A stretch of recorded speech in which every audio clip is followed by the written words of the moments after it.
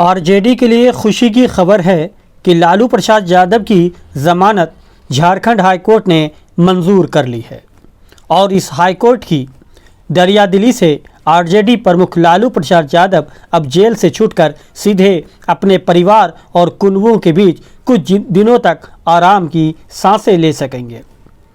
दरअसल दुमका कोषागार गबन के मामले में हाईकोर्ट में कई बार लालू प्रसाद यादव की ज़मानत पर सुनवाई हो चुकी है। ये ज़मानत हाईकोर्ट ने दुमका कोषागार से 3.13 करोड़ रुपए की अवैध निकासी के मामले में ज़मानत दी है।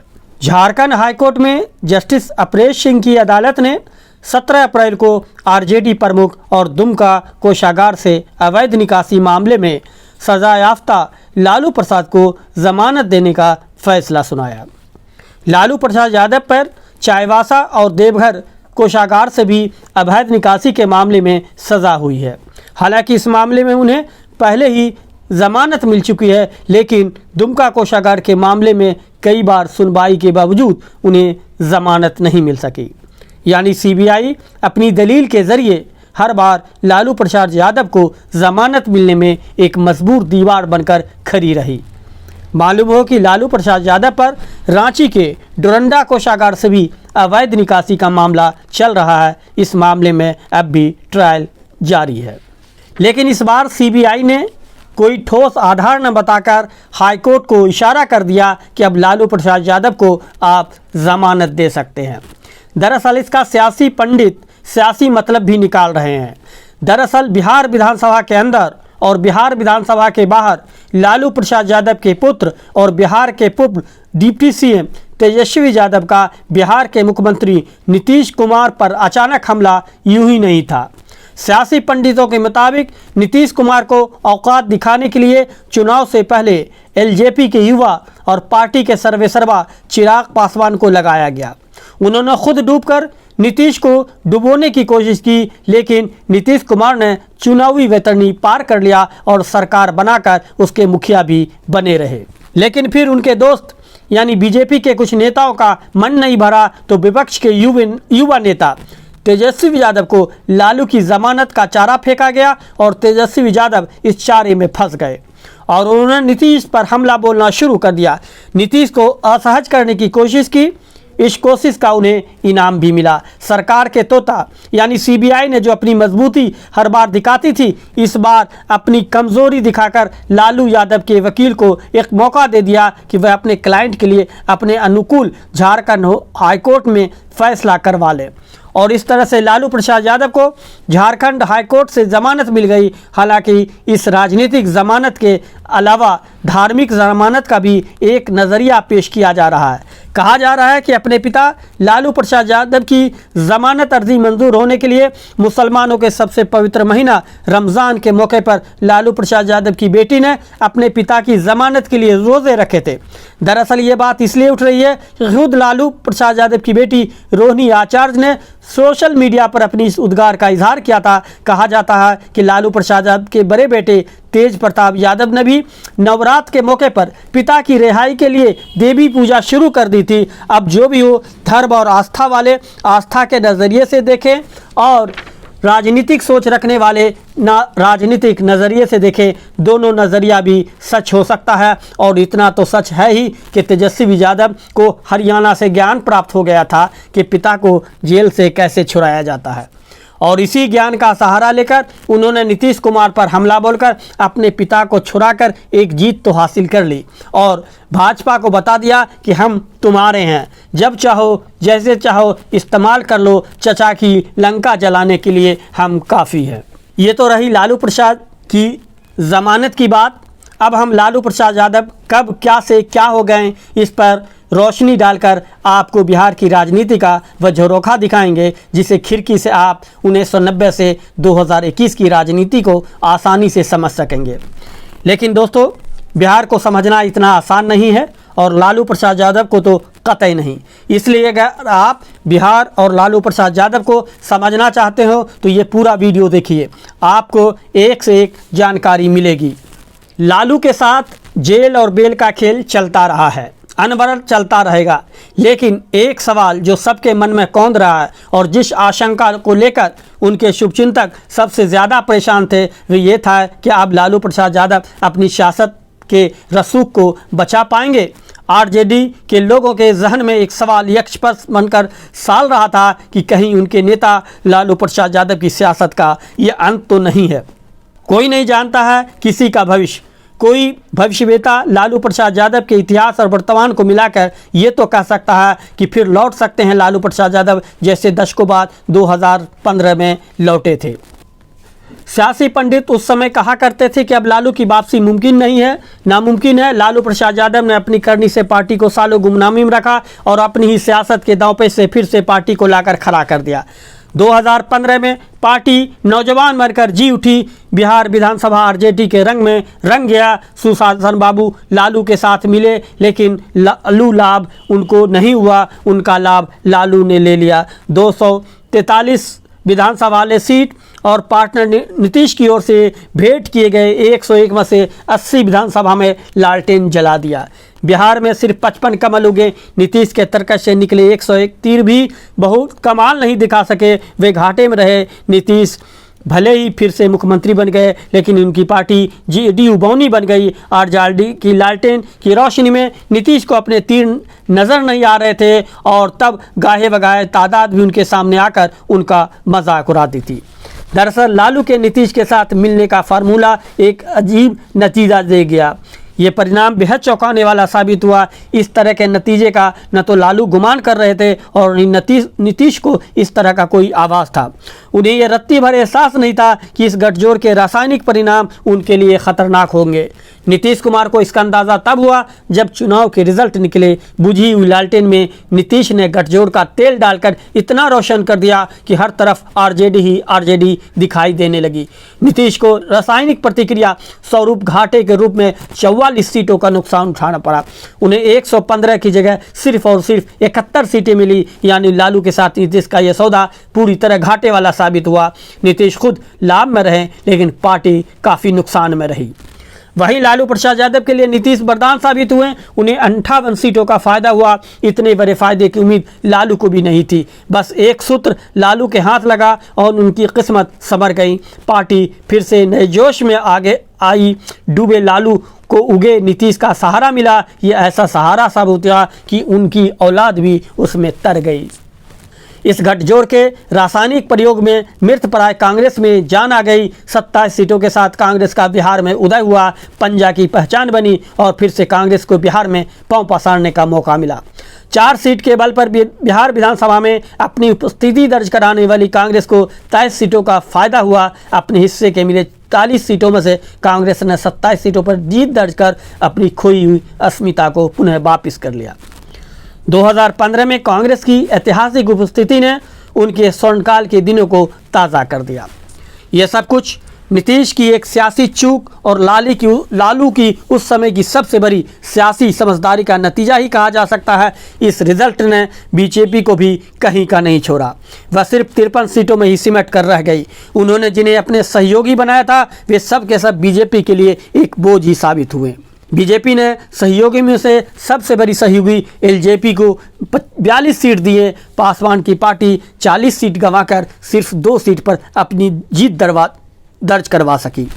हम जिनके जनक रामविलास पासवान की तरह दलित नेता हैं और खराऊ बनकर बने मुख्यमंत्री से बगावती सीएम कहलाने वाले जीतन राम मांझी की भी इस चुनाव में कोई दाल नहीं गली। बीजेपी की ओर से हिस्से में दिए गए 21 सीटों में से 20 सीटें बर्बाद चले गईं। हमने 1 सीट पर जीत दर्ज की। बीजेपी ने अपने एक अन्य सहयोगी आरएसएलपी को 23 सीटें दी। ये पार्टी भी एलजेपी और हमसे बुरे प्रदर्शन के मामले में कम नहीं निकली। 23 में से 21 सीटें गंवा दी और केवल 2 सीट पर जीत दर्ज कर पाई। बिहार के इस नतीजे ने बीजेपी के केंद्रीय नेतृत्व को यह एहसास करा दिया कि बिहार के नब्ज को पकड़ पाना बीजेपी के केंद्रीय नेतृत्व के बूते की बात नहीं है।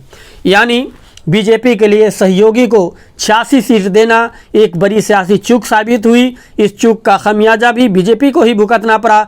सहयोगी को दिए गए 86 में से 81 सीटें बर्बाद चली गईं। यानी बीजेपी को 2010 के मुकाबले 2015 में 38 सीटों का नुकसान हुआ। उसने 2015 में 157 सीटों पर चुनाव लड़ी और 104 सीटों को गंवा दिया। नीतीश के मुकाबले बीजेपी का ज़्यादा नुकसान हुआ क्योंकि नीतीश खुद 100 सीट पर चुनाव लड़े और 71 पर जीत दर्ज की। मतलब उन्होंने अपने 30 सीटें गंवाए जबकि बीजेपी ने अपने 104 सीट गंवाए। नीतीश से जुदा होने का सबसे बड़ा नुकसान बीजेपी को ही हुआ। नीतीश अपने नुकसान पर खुश इसलिए भी रहे कि उन्होंने बीजेपी को औकात दिखानी थी, वह दिखा दी। कहा भी गया है कि किसी भी लड़ाई में कभी भी नुकसान एक तरफा नहीं होता है। इस लड़ाई में भी नुकसान एक तरफा नहीं दिखा। नीतीश फिर सीएम बन गए, बीजेपी के हाथ से सरकार गई, उप मुख्यमंत्री का पद गया। दर्जनों बनने वाले मंत्री तकते रह गए। बीजेपी नेताओं के चेहरे पर से उतरे हुए रंग को देखकर कुछ देर और दिनों के लिए तो नीतीश के चेहरे खिलने लगे, लेकिन लालू प्रसाद यादव की पार्टी के साथ गठजोड़ तक तो उन्हें मज़ा आता रहा, लेकिन सरकार चलाने में उन्हें पग पग पर अपनी चूक का एहसास होता रहा। गठजोड़ से चल रही सरकारें बेमेल शादी की तरह आगे बढ़ रही थी। शुरुआती दिनों में ही सरकार के हाव भाव को देखकर लगने लगा था कि यह सरकार बेमेल है और एक दिन बेमौत मरेगी ही। हुआ भी यही। नीतीश को अपनी चूक का एहसास हुआ। बीजेपी ने अपनी पुरानी गलतियों को धोने की कोशिश की, दोनों के बीच की दूरियों को कम करने की। दोनों ओर से कोशिशें तेज हुई और अचानक एक दिन कोशिश कामयाब हो गई।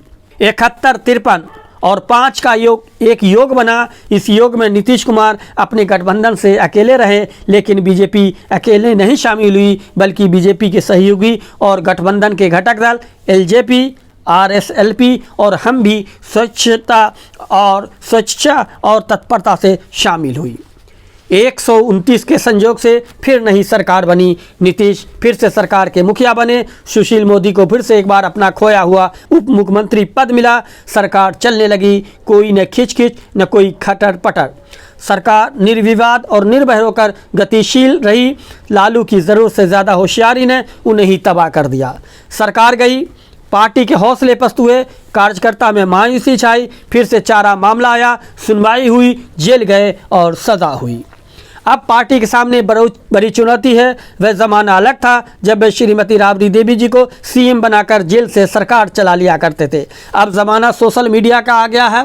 पल पल की खबर दुनिया में फैल रही है। कोई भी कारनामा अब छिपता कहाँ है। लालू के शिवचंद्रों के लिए प्रसन्नता की बात तो यह है कि बिहार में अब उनकी सरकार नहीं है, इसलिए अब जेल में रहकर केवल पार्टी इनको चलाना है। पार्टी जेल से चलाए या बेल से चलाए यह महत्वपूर्ण नहीं। महत्वपूर्ण यह है कि ताज़ा सज़ा के ऐलान के बाद उनका मनोबल जिस तरह से टूटा है, उसमें वह फिर नए सिरे से अपना आत्मविश्वास हासिल कर पाएंगे। ये सब कुछ इतना आसान नहीं है।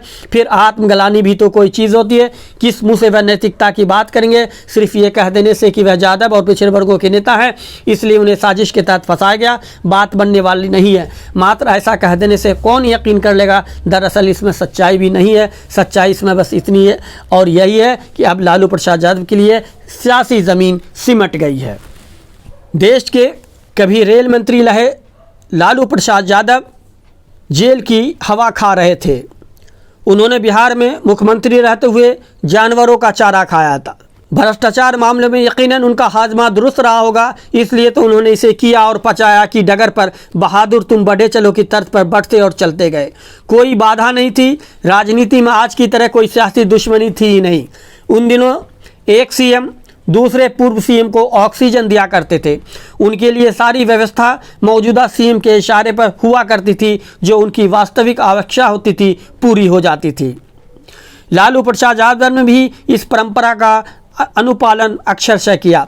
नतीजा जो निकलना था निकला। कहावत भी यही है, पेट खाए आँख लग जाए।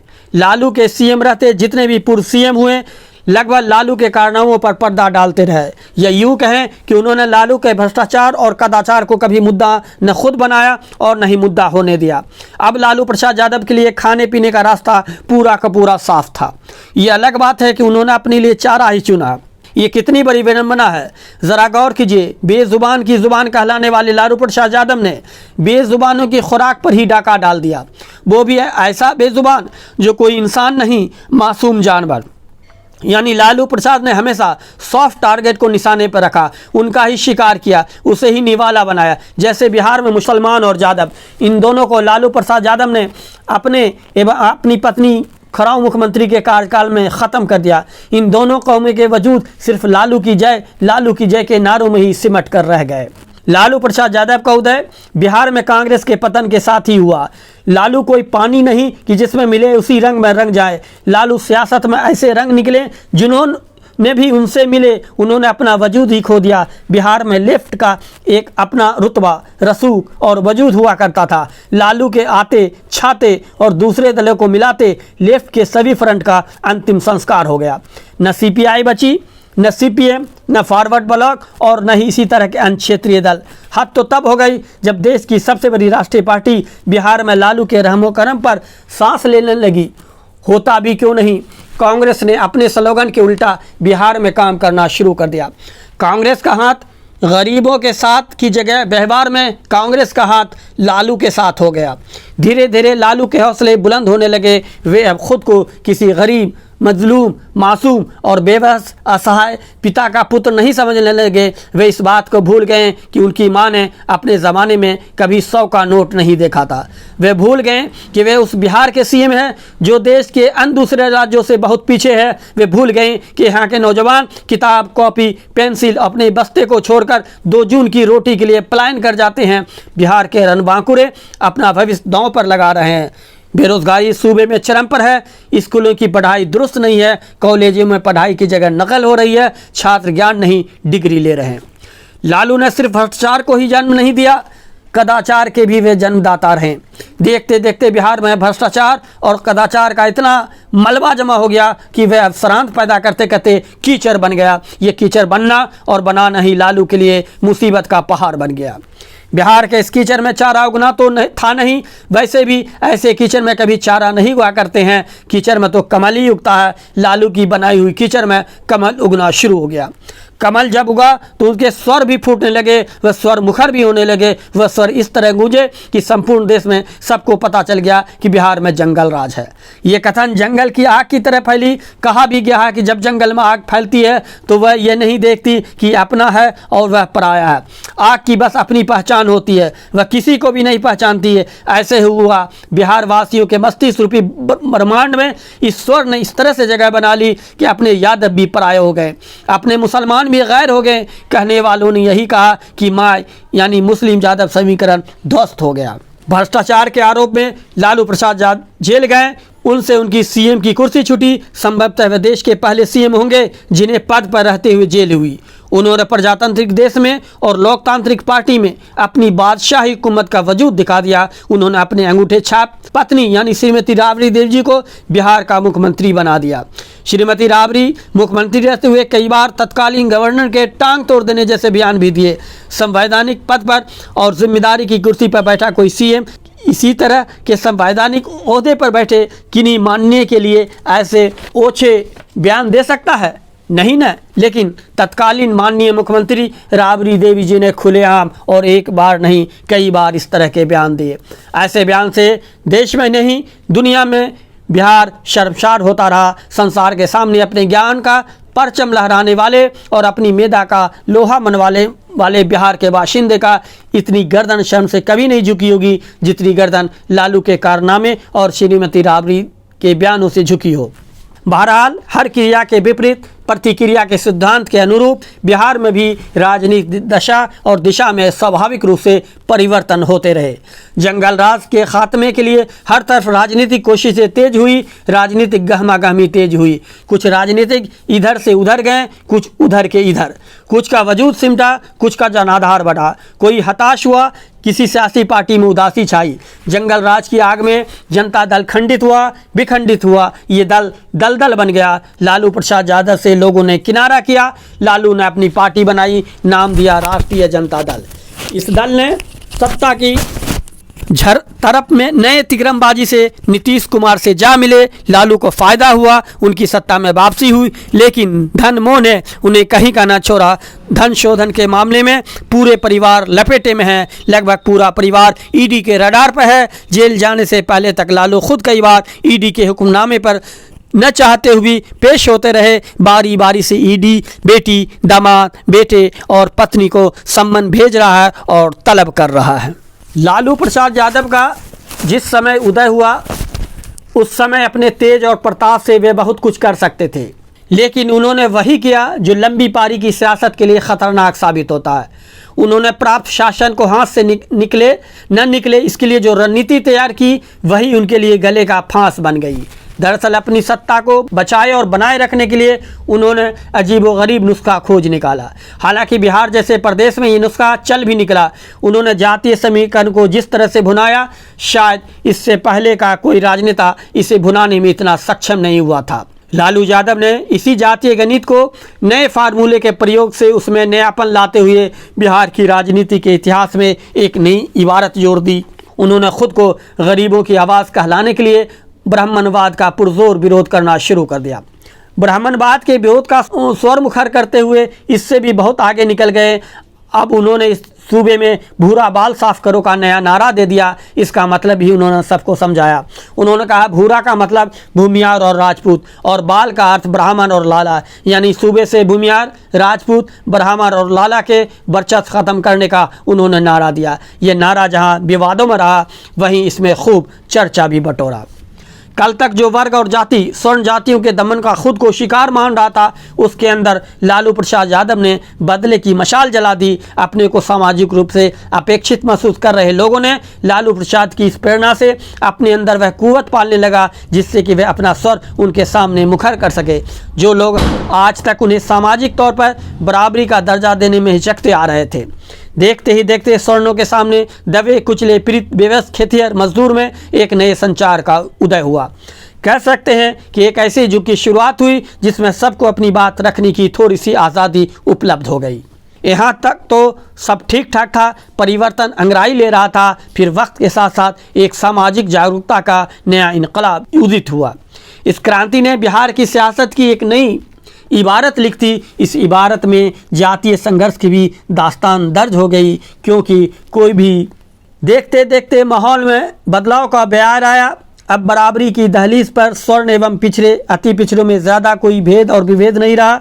चाय की दुकानों पर अब लालू के गुणगान सुनाई पड़ने लगे। स्वर्ण की तरह दलित, पिछड़े, अति पिछड़े वर्ग में भी उसी आन बान और शान के साथ अपनी बात रखने लगे। नतीजतन बदलाव की ये क्रांति समाज में धीरे धीरे स्थापित होती चली गई। वक्त के साथ इसका परिणाम और दुष्परिणाम दोनों ही सामने आए। लालू प्रसाद यादव ने यादव, दलित, पिछड़े एवं अति पिछड़ों में इस तरह की क्रांति का उदय तो करा दिया, लेकिन उसके दैनिक जीवन की नैया कैसे पार लगे, वह अपने बच्चों को कैसे कुपोषण से बचाए, अपने बच्चे की शिक्षा कैसे सुनिश्चित कर सके और उसका पर्याप्त इलाज कैसे करा सके, जैसी समस्या का कोई मार्ग न तो सरकारी स्तर पर तलाशा गया और न ही सामाजिक स्तर पर सुनिश्चित किया गया। कहने का आशय है कि बदलाव के ब्यार से उपजे हालात के मझधार में उसे बेबस और विवश होने को छोड़ दिया गया। कोई भी समस्याओं के सागर से हाथ पैर मारकर बीच मझधार से आसानी से कैसे निकल सकता है। दरअसल लालू प्रसाद यादव ने सब कुछ अपनी योजनाओं के तहत ही की थी। उन्हें इससे कोई लेना देना नहीं था कि पिछड़ों के साथ हो रही नाइंसाफ़ी का उन्हें खात्मा करना। वैसे भी उन्होंने सामाजिक उत्थान के उद्देश्य से इस तरह की क्रांति या ऐसे सामाजिक बदलाव का श्री गणेश थोड़े ही किया था। उनकी मंशा केवल और केवल यही थी कि स्वर्ण वोट एक पलड़े में हो और दूसरे सभी वोट दूसरे पलड़े में। उनकी सियासत की दुकान इसी से चलती रहे और उनके हाथों से सत्ता की बागडोर कभी फिसले नहीं। लालू की यह सोच न सिर्फ उनके लिए पतन वाली सिद्ध हुई, बल्कि सूबों को भी 25 साल पीछे ढकेल दिया। इस तरह से वोट हासिल करने का उनका सियासी मकसद पूरे सूबे के लिए ख़तरनाक साबित हुआ। लालू ने तो स्वर्णों का कुछ बाल बांका नहीं किया, लेकिन जो लोग और वर्ग लालू की सियासत का अंदाज़ा नहीं लगा सके वे औंधे मुँह गिरे। लालू प्रसाद यादव और श्रीमती राबड़ी देवी जी के शासनकाल में सिर्फ सियासी प्रयोग ही होते रहे। सियासत का जो कारखाना खुला और उसमें से जो पाठ पुर्जे बनकर आते रहे वह ऐसे साबित हुए जो बिहार को पिछड़ा से पिछड़ातम बनाने में अपनी अहम भूमिका निभाई। लालू जानते थे कि जिस दिन शिक्षा का बिहार में पूर्ण रूपेण सूर्योदय होगा उसी दिन उनकी सियासत का आफताब गुरूब हो जाएगा। नतीजतन उन्होंने कभी भी शिक्षा को पनपने नहीं दिया। जहां शिक्षा आकर खड़ी थी उससे आगे बढ़ने नहीं दिया। उसे इस तरह पंगु बनाकर रख दिया कि बिहार के लोग साक्षर रह सकें, शिक्षित न हो सके। स्वर्णों की आर्थिक स्थिति प्रदेश में सदा से मजबूत रही है। उनके बच्चों ने बेहतर पढ़ाई हासिल करने के लिए प्रदेश से बाहर का रास्ता तय किया। वे शिक्षित होते चले गए, पढ़ते गए और बढ़ते गए। प्रदेश की सरकारी नौकरियों में अपना स्थान सुरक्षित कर लिया। चपरासी से लेकर अधिकारी तक की कुर्सी पर उन्हीं का अधिकतर कब्जा रहा। लेकिन दबे कुचले पिछड़े अति पिछड़े दलित एवं मुस्लिमों के बच्चे आर्थिक अभाव में सरकारी स्कूलों, मदरसे और महकमे के मुँह ताकते रहे। नतीजे में उन्हें जो मिलना था वही मिला। लालू ने उनके लिए जो सियासी तौर पर तय किया था वही उनके हिस्से में आया। बदहाल हुई शिक्षा व्यवस्था से आर्थिक रूप से बदहाल समाज का क्या लाभ ले सकता है। ये तो रही शिक्षा की बात। अब स्वास्थ्य की बात की जाए तो लालू के राज में ही शुरू हो गया डिस्पेंसरी और सरकारी अस्पतालों का बुरा दौर। सूबे के लगभग तमाम जिले के सदर अस्पतालों का हाल एक सा रहा। बिहार के सभी सदर अस्पताल वो डिस्पेंसरियाँ दुर्दशा का शिकार रहे। अस्पताल इतनी दयनीय स्थिति में पहुंच गई कि अब वहां इलाज के लिए इंसान जाने से कतराने लगे। कुत्तों का वहां बास होने लगा। दवा नाम की कोई चीज़ किसी अस्पताल में नहीं थी। किसी भी डिस्पेंसरी में डॉक्टर अपनी ड्यूटी नहीं बजाते। बाकी स्टाफ की भी गैर हाजिरी बनाए रखने में पौबारत थी। डॉक्टर मनमाने तौर से काम करने लगे। जब भी चाह गए, मन नहीं किया तो नहीं गए। ये हाल बाकी नर्सिंग स्टाफों का भी था। किसी भी डिस्पेंसरी में महज एक चपरासी और बेजान डिस्पेंसरी अपने वजूद को मिलकर बचाए रखता था। उनके शासनकाल में स्वास्थ्य महकमा बिल्कुल मृतप्राय रहा। इसी दौर में चिकित्सकों ने सरकारी सेवा में होते हुए अपनी निजी क्लिनिक खोलने शुरू कर दिए थे। ड्यूटी के समय में भी अपने क्लिनिक पर चिकित्सक होते थे। उनके अंदर न तो सामाजिक भय था और न ही किसी तरह के कानून के डंडे का खौफ। इस महकमे में खूब लूटपाट मचती रही। न उस समय इलेक्ट्रॉनिक मीडिया का वजूद था, न सोशल मीडिया और न ही जागरूक समाज। पूरा महकमा मिली भगत से चल रहा था और चांदी काट रहा था। रोजगार सृजन पर तो कभी लालू ने ध्यान ही नहीं दिया। वे जानते थे कि जब पेट भरा होता है तो दिमाग तेज चलता है। उन्हें वोट चाहिए थे। प्रदेश में तेज तरह दिमाग वाले लोग नहीं। बिहार जो कभी औद्योगिक रूप से में स्थापित हो चुका था वह अब धीरे धीरे बंद होने के कगार पर आ गया। नए उद्योग धंधे लगाने का तो कोई प्रश्न ही नहीं था। उल्टे सारे के सारे चलते फिरते उद्योगों के लिए विकट परिस्थिति पैदा कर उसे चलता कर दिया गया। यानी अब बिहार में नए उद्योग धंधे के लिए कोई भी संभावना शेष ही नहीं बची थी। पूरा का पूरा बिहार रोजगार के मामले में पिछड़ता ही चला गया। जब शिक्षा, स्वास्थ्य और रोजगार तीनों का क्रम से लोप हो तो फिर उस प्रदेश का भगवान ही मालिक है। प्रदेश के सामने एक भयानक स्थिति तब आई जब 2005 में बिहार का बंटवारा हो गया। बिहार के 14 जिले झारखंड में चले गए। सारे के सारे प्रचुर मात्रा में उपलब्ध होने वाले खनिज पदार्थों और प्राकृतिक संसाधनों से लबरेज जिले झारखंड में चले गए। इस तरह से झारखंड अस्तित्व में आते ही समृद्ध हो गया। प्राकृतिक संसाधनों एवं खनिज पदार्थों के मामले में बिहार अब पूरी तरह से कंगाल हो गया। यानी अब बिहार के हिस्से में संसाधन के रूप में बरबोले और निठल्ले नेताओं के अलावा कुछ नहीं बचा।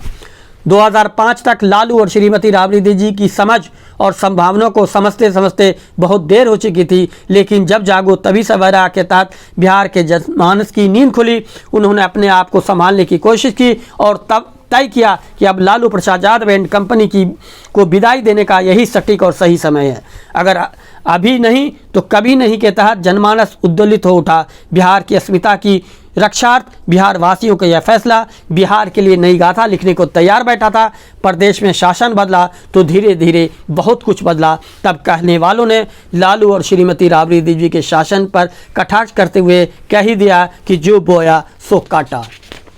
निसंदेह लालू प्रसाद यादव का जीवन उथल पुथल के दौर से गुजरा। उनका बचपन कठिनाइयों का गवाह रहा। उन्हें गरीबी और बेबसी विरासत में मिली। बेबसी की इसी चदरिया को ओढ़े लालू प्रसाद यादव ने अपने नेतृत्व कुशलता से छात्र राजनीति में कदम रखा। 1970 से 1990 के सफ़र में उन्होंने गर्दिश के दौर भी देखे और सुनहरे होते, रंग भरते, आकार लेते और साकार होते सपनों को पूरा होते हुए भी अपनी नज़रों और निगाहों से देखा। देखते ही देखते सिर से गरीबी की चदरिया खिसकी और सिर पर सत्ता का ताज चढ़ा। पटना यूनिवर्सिटी से छात्र राजनीति की सियासत शुरू करने वाले लालू प्रसाद के दिन बहुरे उनके लिए एक तारीख इतिहास बनकर स्वर्ण अक्षरों में बिहार की इबारत में अंकित हो गई। वह तारीख थी 10 मार्च। इसी 10 मार्च 1990 को लालू प्रसाद यादव जनता दल से बिहार के पहले मुख्यमंत्री बने थे। विडंबना देखी कि वही जनता दल के पहले और बिहार के आखिरी मुख्यमंत्री भी साबित हुए। उसके बाद तो जनता दल दल में दल दल बनकर रह गया, एक ऐसा दल बना जिसका अपना ही वजूद ख़त्म हो गया। रहा अगर वजूद के साथ तो उसके साथ एक अलग तमगा लग गया सत्ता की चाहत में, और वर्चस्व की लड़ाई में पार्टी ही शहीद हो गई। जिस दल ने हर किसी को किसी न किसी रूप में सियासत में परवान चढ़ाया, उन्हीं लोगों ने जनता दल के कई टुकड़े किए, कोई यहाँ गिरा कोई वहाँ गिरा की तर्ज पर जनता दल 3 टुकड़ों में बट गया। एक जनता दल सेकुलर कहलाया, दूसरा जनता दल यूनाइटेड और तीसरा जनता दल राष्ट्रीय जनता दल। राष्ट्रीय जनता दल पर लालू का मालिकाना हक रहा, बिहार तक ये सीमित रहा। दिल्ली में ये पार्टी शुरू से ही वेंटिलेटर पर रही, आज भी है। सियासी पंडितों का कहना है कि जब तक आरजेडी का पतन नहीं हो जाता तब तक ये दल दिल्ली में वेंटिलेटर पर ही रहेगी। लालू प्रसाद यादव जब बिहार के मुख्यमंत्री बने तो हर तरफ एक नई सुगबुगाहट शुरू हुई, बहस का दौर शुरू हुआ, उम्मीदों की एक किरण नजर आई। उस समय के लोकतंत्र का जो रंग था उसमें परिवर्तन के आसार आने लगे। कहने के गरज ये कि स्वर मुखर करने का जो तरीक़ा था उसमें धीरे धीरे बदलाव आता हुआ दिख रहा था। गरीब गुरूं में ऊर्जा संचालित होती हुई दिख रही थी। उनके अंदर से एक तरफ से बेचैनी जा रही थी और दूसरे तरफ से चाहत अंगड़ाई ले रही थी। एक अलग तरह की खुशी थी, ऐसी खुशी जो जुबान पे तो नहीं आ रही थी लेकिन आने की पूरी तैयारी में थी। देखते ही देखते मरछैया देवी का बेटा बेजुबानों की जुबान बन गया। वैसे एक से एक मुख्यमंत्री हुए, इनसे ज़्यादा चर्चित हुए, इनसे अधिक काम किया, लेकिन कुंदन राय के बेटे लालू प्रसाद यादव ने कमाल की ख्याति पाई। लोग लालू के नाम पर अब जान लुटाने को तैयार थे। कुछ साहित्यकारों ने तो लालू प्रसाद यादव के मन को भांपते हुए चापलूसी की हद करते हुए लालू चालीसा जैसी पुस्तक तक रच दी। अब लालू प्रसाद यादव को अपनी महिमा मंडन से प्रसन्नता होने लगी। उनका मन अब एक गरीब नहीं रहा। निर्धनता की चदरिया को कब का नीचे फेंक चुके लालू प्रसाद यादव ने अपने अंदर बादशाहत का रुतबा बढ़ना शुरू कर दिया। चापलूसों की मजमा सजने लगी। जी हुजूर का हर तरफ बोलबाला हो गया। कोई कबाब लेकर आने लगा तो कोई महफिल सजाने लगा। अब सियासतदान की तरफ अफसरों और नौकरशाहों को भी भान हो गया कि लालू प्रसाद यादव बेहद खुशामदी पसंद है, इसलिए उनसे कुछ पाना है तो उसे टेढ़ी उंगली से ही घी निकालना पड़ेगा। कहा जाता है कि कुछ घुसखोर अफसरों ने लालची नेताओं के ज़रिए लालू के करीब होना शुरू कर दिया। तोहफे से शुरुआत हुई और फिर लिफाफा होते हुए चढ़ावा सूटकेस तक पहुंचने लगा। कहा जाता है कि शुरुआत में तोहफे और लिफाफों तक तो लालू का मन रमता रहा, लेकिन सूटकेस से वे असहज होने के उन्होंने इस पर कई बार आपत्ति भी जताई थी। लेकिन उनकी धर्मपत्नी श्रीमती राबड़ी देवी ने हर बार यह कहकर उनका मुंह बंद कर दिया कि कहीं आई हुई लक्ष्मी को भी कोई लौटाता है। सूत्रों के मुताबिक अब इतना सूटकेस आने लगा कि घर में ही जगह की किल्लत होने लगी। उनके लिए जगह बनाई गई, उसे गाय के चारे के बोरे में समाया जाने लगा। वह चारे के बोरे में होता था, ऊपर से घास डाल दी जाती थी। लालू प्रसाद यादव से मिलने वाले कुछ लोग जब ज़्यादा हो जाते थे और बैठने की जगह नहीं होती थी तो उस बोरे पर ही बैठा दिया जाता था, लेकिन बैठने वाले किसी को भी इसका इल्म तक नहीं होता था कि इस बोरे में नोट ही नोट है। हालांकि लालू एंड कंपनी की हर आने वालों पर चौकस निगाहें होती थी। वैसे भी लालू तब तक हर किसी को अपने यहाँ प्रवेश भी नहीं देते थे। उस समय कितने भी कायदे के लोग क्यों न हो, बेफ़ायदा के लोग उन्हें पसंद नहीं थे। वे ईमानदार अफसरों को अपने से दूर रखने की कोशिश करते थे। वे जानते थे कि जो खुद नहीं खाएगा वो उन्हें क्या खिलाएगा। पहले कार्यकाल के पूर्ण होने से पूर्व तक लालू प्रसाद यादव के लिए अब नोटों की भूख बढ़ती चली गई। उन्होंने विवेक से काम नहीं लिया। भूख की भी अपनी एक मर्यादा होती है और वह भी ऐसी भूख जो कभी मिटती ही नहीं। लालू भी उसी भूख के शिकार हो गए। अब तो सारे नियम कायदे कानून ताक पर रहने लगे। शासन प्रशासन भ्रष्टाचार के दलदल में फंसता चला गया। नतीजतन एक राज जंगल राज की तरफ बढ़ता चला गया। इस तरह लालू प्रसाद यादव जनता के बीच अपना मजाकिया अंदाज के लिए चर्चित होते चले गए। धीरे धीरे उनका कार्यकाल भी पूरा हो गया। वे 28 मार्च 1995 तक सीएम रहे। 28 मार्च से 4 अप्रैल 1995 तक राष्ट्रपति शासन रहा। लालू प्रसाद यादव फिर 4 अप्रैल 1995 से 25 जुलाई 1997 तक बिहार के सीएम की कुर्सी पर विराजमान रहे। लेकिन जिसका डर था वही हुआ। चाईबासा ट्रेजरी से 33.61 करोड़ की अवैध निकासी यानी चारा घोटाले के मामले में उन्हें अपनी सीएम की कुर्सी से हाथ धोनी पड़ी। तब उन्होंने अपनी धर्मपत्नी राबड़ी देवी को अपनी जगह सीएम की कुर्सी पर बिठा दिया। अब श्रीमती राबड़ी देवी आरजेडी की ओर से बिहार की सीएम बनी। श्रीमती राबड़ी देवी 25 जुलाई 1977 से 11 फरवरी 1999 तक बिहार की मुख्यमंत्री रहीं। फिर 11 फरवरी 1999 से 9 मार्च 1999 तक राष्ट्रपति शासन रहा। श्रीमती राबड़ी देवी पुनः 9 मार्च 1999 से 2 मार्च 2002 तक बिहार में शासन चलाया। एक हलचल भरी राजनीतिक घटनाक्रम के बीच 3 मार्च 2000 को समता पार्टी के नेता नीतीश कुमार मुख्यमंत्री बन गए। हालांकि उनका यह कार्यकाल ऐतिहासिक और सबसे छोटा रहा। वे 10 मार्च 2000 तक ही एक अल्प अवधि वाले मुख्यमंत्री साबित हुए। अंतोगत्वा राधोपुर की एमएलए श्रीमती राबड़ी देवी पुनः आरजेडी की ओर से मुख्यमंत्री का पदभार संभाल लिया। उन्होंने 11 मार्च 2000 से 6 मार्च 2005 तक का अपना कार्यकाल समाप्त किया। अब 7 मार्च 2005 से 24 नवंबर 2005 तक राष्ट्रपति शासन रहा। फिर नीतीश एक लंबे समय के लिए पूरी ताकत के साथ बिहार के सीएम बनकर उभरे। इस बीच नीतीश ने अपने सहयोगी जीतन राम मांझी को अपनी कुर्सी सौंपी। जीतन राम मांझी 20 मई 2014 से 22 फरवरी 2015 तक बिहार के सीएम रहे। यानी लालू के करिश्मे के अंत होने की जो शुरुआत 1997 से हुई थी वह होती चली गई। लालू और राबड़ी देवी के 15 वर्षों के शासनकाल में विकास नाम के शब्द से लोग बाग अनभिज्ञ ही रहे। कुछ नया नहीं बिहार के साथ कुछ जुड़ा तो पिछड़ापन, लालू और जंगल राज। मरछैया देवी का बेटा अब बिहार का मुख्यमंत्री बन गया था। बिहार में इस तरह का सूरज कर्पूरी ठाकुर के बाद उगा था। कुंदन राय के बेटे में एक ऐसी तपिश थी कि जमाना उस उगते हुए सूरज को सलाम करने के लिए तत्पर हो।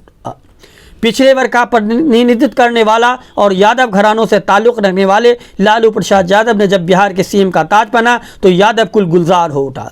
एक गरीब घर से ताल्लुक रखने वाले लालू प्रसाद यादव की इस ऊंचाई की दास्तान अब हर जुबान पर थी। उनके नामों के चर्चे आम होने लगे। उनकी प्रशंसा में शब्दों के पुष्प चौक चौराहे पर पिरोए जाने लगे। उनके चेहरे के रंग और रंगत भी इस बात की गवाही दे रहे थे कि लालू प्रसाद यादव ने एक इतिहास रच दिया। ऐसा इतिहास जिसे रचना इतना आसान नहीं होता। लालू प्रसाद यादव के सीएम बनते ही बिहार के सुर भी बदलने लगे। बिहार की सियासत की ताल और लय धीरे धीरे लालूमय होती चली गई। फिजा में गरीब गुरुओं की आवाज़ बनकर लालू एक मसीहा की शक्ल में उभरने लगे। हर तरफ कुछ दिनों तक उन्हीं और केवल उन्हीं की जय जयकार सुनाई पड़ रही थी। लालू प्रसाद यादव, लालू प्रसाद यादव और लालू प्रसाद यादव गद गद। जयप्रकाश नारायण के आंदोलन की उपज लालू प्रसाद यादव जब मुख्यमंत्री बनकर सामने आए तो वह अपने साथ उम्मीदों की किरणें भी लेकर आए। लोगों की उनसे उम्मीद जगी। गरीब और बेबसों के दम में दम आया। सियासत का दामन थामे उन हजारों गरीब कार्यकर्ताओं में जोश का एक ऐसा संचार हुआ जिसमें उनसे एक ऐसी उमंग भरी जिससे वे इस बात को लेकर तरोताज़ा उठे कि आने वाले दिनों में एक समय उनका भी होगा, यानी उनके भी अच्छे दिन आएंगे। इस तरह की सोच बलवती होती चली गई। इधर लालू प्रसाद यादव का कार्यकाल समय चक्र के साथ बढ़ता चला जा रहा था। लालू के हौसले भी बढ़ते चले जा रहे थे। लालू बिहार को नई दिशा देने वाले थे। उनकी बातों से उनके इस इरादे का पता चलता था। वह बिहार में सच्चा लोकतांत्रिक स्थापित करना चाहते थे। उनकी मंशा थी कि लोकतंत्र की आत्मा बिहार में पूरी तरह वास करे, कोई किसी में विभेद न हो, कोई शासक कोई शोषित न हो। कुछ न कुछ वे वामपंथियों की नीति का समर्थन करते हुए उस रास्ते से भी जन कल्याण की भावना को लेकर चल रहे थे। गरीबों को उनकी विरासत थी। विरासत में गरीबी के अलावे मिला ही क्या था। गरीबी का सर्प कैसे डसता है यह लालू से बेहतर और कौन जान सकता है। उनके भाई पटना में चपरासी थे। 10 बाई 10 के कमरे में पूरा परिवार रहता था। जब लालू प्रसाद यादव की राबड़ी देवी से शादी हुई तो लालू प्रसाद यादव भी भाई के साथ उनके सरकारी क्वार्टर में पना ली। 2 परिवार कैसे एक 10 बाई 10 के कमरे में रहता है यह भी लालू प्रसाद यादव को बहुत अच्छे से मालूम था। यानी उनके सामने गरीबी का चरित्र चित्रण करने की कोई अलग से ज़रूरत नहीं थी। उन्हें पता था कि उनके परिवार की तरह बिहार के लाखों परिवार अपना जीवन इसी तरह जीते आ रहे हैं और इस दंश से छुटकारा पाना सभी की एक समान इच्छा है। ऐसे लोगों की उम्मीदें लालू प्रसाद यादव से वाबस्ता थी। लोग बाग उम्मीद जता रहे थे कि अब गुदरी का लाल आया है, कुछ न कुछ अपनों के लिए करेगा। उम्मीद पालना कोई बुरी बात नहीं होती है। उम्मीद लोगों ने पाली, लेकिन उम्मीद जब पल भर में ही मरने लगे तो ये बुरी बात होती है। लालू प्रसाद यादव अपने कार्यकाल यानी 5 वर्ष के करीब करीब पहुँचते पहुँचते अपने मंजिल से बहुत दूर भटक गए। वे भूल गए कि उनका असली और वास्तविक मकसद क्या है। उन्होंने ये सोचना भी गवारा नहीं किया कि आखिर जनता चाहती क्या। उन्हें यह भी याद नहीं रहा कि जनता ने उन्हें किस लिए चुना है। 1995 आते आते वे सब कुछ भूल चुके थे, या यूं कहें कि वे अपने ही रास्ते से भटक चुके थे। उन्हें अब न तो मंजिल की सूझ थी और न ही मकसद का इल्म था। वह ऐसे बढ़ते जा रहे थे, अपने लिए ऐसी राह काटते जा रहे थे मानो वह किसी राजघराने के बादशाह हो और जैसे ये सब कुछ उन्हें विरासत में मिली हो। जो धुन उन्हें सूबे को पिछड़ोपन से उबारने के लिए युक्ति संगत युक्ति ढूंढने के लिए होनी चाहिए थी, वह बहुत पीछे छूट गई। उन्हें आत्माओं ने अपने बंधन पाश में इस तरह जकड़ लिया कि वे कभी इससे मुक्त ही नहीं हो सके। वे जिस मकसद से सियासत में आए थे उसे पूरा करने के लिए तो उन्हें ये अवसर मिला था। वे दिखा सकते थे कि एक गुदरी का लाल भी बिहार को पिछड़ा से विकसित राज्य में तब्दील कर सकता है, बिहार के विकास में महती योगदान दे सकता है, बिहार का नाम राष्ट्र और विश्व के मानचित्र पर अंकित कर सकता है। ऐसा कुछ नहीं हो सका। लालू प्रसाद यादव के राज में बिहार का नाम राष्ट्र और विश्व के मानचित्र पर अंकित हुआ, लेकिन वह किसी को प्रेरणा देने के लिए नहीं बल्कि उसका मजाक उड़ाने के लिए। बिहार के बाहर बिहारियों को लोग लालू कहकर संबोधित करने लगे। लालू के लोग कहने लगे। समय ने इस तरह भी करवट लिया कि एक दिन लालू प्रसाद यादव और उनकी धर्मपत्नी श्रीमती राबड़ी देवी के कार्यकाल को लेकर जंगल राज से भी तुलना होने लगी और देखते ही देखते ये मुहावरा बन गया। ऐसा मुहावरा बना कि लोगों को जब भी बिहार का मजाक उड़ाना होता तो अपने श्रीमुख से बस यही शब्द निकालते, क्या वही बिहार, जंगल राज वाला बिहार। यानी बिहार की सारी सिफतें लालू राबड़ी देवी के 15 सालों के शासनकाल में धुल गई। बिहार का उजला उजला इतिहास काला और धुंधलका होता चला गया। लालू से जो उम्मीद बेबसों की बंधी थी वे बेबस ही रहे, उनका कोई कल्याण नहीं हो सका। उन्होंने स्कूल की जगह चरवाहा विद्यालय खुलवाकर बिहार का खूब मजाक उड़वाया। दरअसल चरवाहा विद्यालय कभी कारगर साबित हुआ ही नहीं। दूसरी तरफ स्कूलों से पढ़ाई गायब होती चली गई। शिक्षकों को वेतन के लाले पड़ने लगे। स्कूलों और कॉलेज में आए दिन हड़ताल होने लगी। शिक्षक का समय पर विद्यालय आना दुर्लभ होता चला गया। पढ़ाई रसातल तक पहुंच गई। फिर इसके बाद क्या क्या होता रहा सबके सामने एक एक पन्ने की शक्ल में खुलता चला गया। एक मोह ने उन्हें न केवल सत्ता से बाहर का रास्ता दिखाया बल्कि उनकी पार्टी को भी जनता की नज़रों से गिरा दिया। जो लालू कभी गरीबों के मसीहा कहलाते थे वे चारा घोटाले के जनक कहलाने लगे। एक ऐसा आरोप उन्होंने अपने लिए चुना जिसने उनके एक सुनहरे इतिहास को मिटाकर सुनहरे अक्षरों की जगह काले शब्दों में उनके नाम को इतिहास में दर्ज कर दिया। अब लालू के पास और नया इतिहास रचने का कोई समय नहीं रहा। समय हर किसी के लिए दोबारा लौट कर नहीं आता, लेकिन एक बार 1 दशक बाद फिर लालू प्रसाद यादव के लिए समय लौटा। 1 दशक बाद यानी 2015 में लालू प्रसाद यादव की पार्टी आरजेडी की बिहार में शानदार तरीके से वापसी हुई। इस वापसी ने एक बार फिर से लालू प्रसाद यादव को कुछ करने का मौका दिया, लेकिन लालू प्रसाद यादव सत्ता के नशे में ही भूल गए कि मौका बार बार नहीं मिलता, मिला है तो उसका सदुपयोग कर ले। उन्होंने इस मौके को मौका नहीं समझा, इस मौका का भी अपने लिए ही दोहन किया। उन्होंने इस अवसर को भी अपने परिवार के लिए भुनाया। पार्टी और भविष्य को अंगूठे पर रखकर दोनों बेटी को स्थापित कर दिया। दरअसल ऐसा लगता था कि अब मान लो लालू प्रसाद यादव की जिंदगी का यह अंत है और उन्हें जो मौका मिला है उसमें अपने दोनों बेरोजगार बेटे को राजनीति में रोजगार देकर बस सीधे गंगा स्नान के लिए जाना है। उन्होंने वैसा ही किया।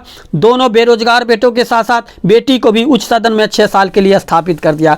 पूरा परिवार राजनीतिक तौर पर सेटल तो कर गया, लेकिन लालू यादव ने अपने परिवारवाद के चक्कर में पार्टी और उनसे जुड़े लोगों की ऐसी की तैसी कर दी। पार्टी को फिर से खड़ा होने में फिर सदियों लग जाए। ये यूँ कहें कि पार्टी ही कहीं 2 भागों में न बट जाए। आने वाले दिनों में आरजेडी का भी वही हसर जो हसर लालू प्रसाद यादव और शरद यादव सरीखे नेताओं ने जनता दल का किया था, कहा जाए तो कोई अतिशयोक्ति नहीं। तो दोस्तों, अभी हम लालू प्रसाद यादव के बहाने बिहार की राजनीति पे चर्चा कर रहे थे।